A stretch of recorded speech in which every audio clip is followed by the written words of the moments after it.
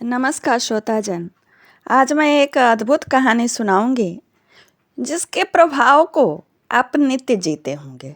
इस कहानी से आप उस प्रभाव को आप विश्लेषण करने में आपको बहुत मदद मिलेगी और प्रतिदिन और प्रायः हर किसी के जीवन में एक न एक बार ऐसी ये कहानी आई ही होगी।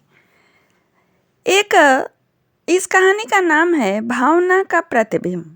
यह एक मनोवैज्ञानिक सत्य है कि जैसा भाव हमारे मन में होता है वैसा ही भाव सामने वाले के मन में आता है। सामने वाला कितना ही क्यों न संयमी तपस्वी हो, यदि सामने वाले के मन में जो विचार आएगा उसमें उसके मन में आएगा ही आएगा। उसका खुद का भी प्रभाव एक क्षण के लिए खत्म हो जाता है। कैसे, सुनिए। इस संबंध में मैं आपको एक घटना सुनाती हूँ जो इस प्रकार है, जो कभी मैंने सुनी थी। कहते हैं कि एक बार राजा भोज की सभा में एक व्यापारी ने प्रवेश किया।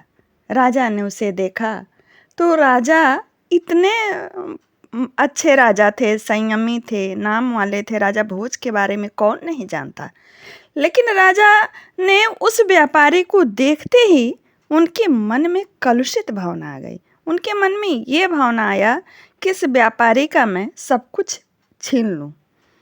व्यापारी के जाने के बाद राजा को बड़ा आश्चर्य हुआ कि मेरे पास किसी भी चीज़ की कमी नहीं है और मैं तो देता ही रहता हूँ। राजा भोज अपने बारे में विचार करने लगे, लेकिन उसको देखते ही मेरे मन में ये भावना क्यों आई कि मैं इसको लूट लूँ, इसका सब कुछ छीन लूँ। और सोच विचार करते हुए कि मैं तो प्रजा को हमेशा न्याय देता हूँ और मेरे मन में यह कलुषित भावना। बहुत ही पछता भी रहे थे और कारण उनको समझ में नहीं आ रहा था। तब करें तो क्या करें, तो उन्होंने अपने मंत्री को बुलाया और उनसे अपने मन की बात, अपनी कलुषित बात को बताया और पूछा कि ऐसा कैसे मेरे मन में आया उस व्यापारी को देखकर कि मैं उस व्यापारी के धन को लूट लूं। मंत्री ने कहा, इसका सही जवाब कुछ दिन बाद मैं दे पाऊंगा।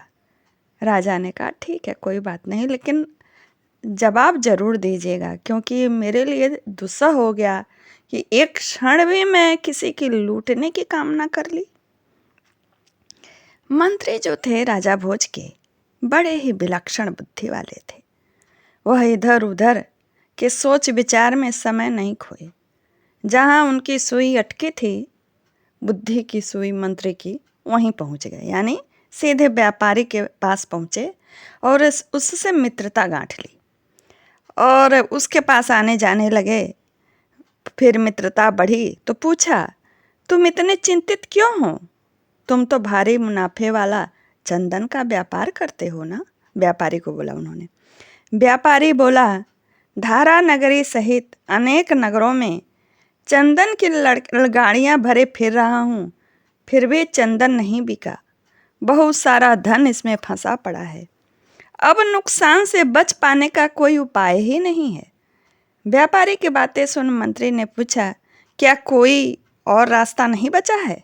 व्यापारी हंसकर कहने लगा, अगर राजा भोज की मृत्यु हो जाए तो उनके दाह संस्कार के लिए मैं सारा चंदन बेच सकता हूँ, उसमें बिक सकता है। मंत्री को राजा का उत्तर देने की सामग्री तो मिल गई थी। वो समझ गए थे कि राजा ने के हृदय में एक क्षण भी इस व्यापारी के को लूटने की भावना क्यों आई थी, क्योंकि वो तो उनकी मृत्यु की कामना कर रहा था। अगले दिन मंत्री व्यापारी से कहा, तुम प्रतिदिन राजा का भोजन पकाने के लिए 1 मन चंदन दे दिया करो, नगद पैसे उसी समय ले लिया करो। व्यापारी मंत्री के आदेश को सुनकर बड़ा प्रसन्न हुआ। वह मन ही मन राजा को शतायु यानी लंबी उम्र होने की कामना करने लगा कि ये राजा लंबी उम्र होगी तभी तो इनके भोजन पकाने के लिए ये चंदन की लकड़ियाँ खरीदेंगे। अभी तो उनके सौदाह के लिए ये मना रहा था कि इनकी मृत्यु हो जाए तो इनके सौदाह में मेरी चंदन की लकड़ियाँ बिक जाएंगी। लेकिन बुद्धिमान मंत्री ने उसे रसोई के लिए खरीदने को कहा। तब वही उनकी मृत्यु की कामना करने वाले व्यापारी राजा भोज के लंबी उम्र की कामना करने लगा। एक दिन राजा की सभा चल रही थी। व्यापारी दोबारा राजा को वहीं दिखाई दे गया। तो राजा सोचने लगा, अरे यह कितना आकर्षक व्यक्ति है, इसे क्या पुरस्कार दिया जाए। राजा ने मंत्री से दोबारा कहा, मंत्रीवर, यह व्यापारी जब पहली बार आया था उस दिन मैंने सवाल किया था, उसका उत्तर तुमने अब तक नहीं दिया। आज तो इसे देखकर मेरे मन की भावना बदल गई, जिससे मेरे मन में दूसरा सवाल खड़ा हो गया। इसे दूसरी बार देखा तो मेरे मन में इतना परिवर्तन कैसे हो गया। मंत्री ने उत्तर देते हुए कहा, महाराज, दोनों ही प्रश्नों का उत्तर आज मैं दूंगा। यह पहले आया था तब आपकी मृत्यु की सोच रहा था, अब यह आपके जीवन की कामना करता है, इसलिए आपके मन में इसके प्रति दो तरह की भावनाओं ने जन्म लिया। जैसी भावना अपनी होती है ना, वैसा ही प्रतिबिंब दूसरे के मन में पड़ता है। और ये कहानी आप लोगों ने अपने जीवन में जी होगी, आप ध्यान देना।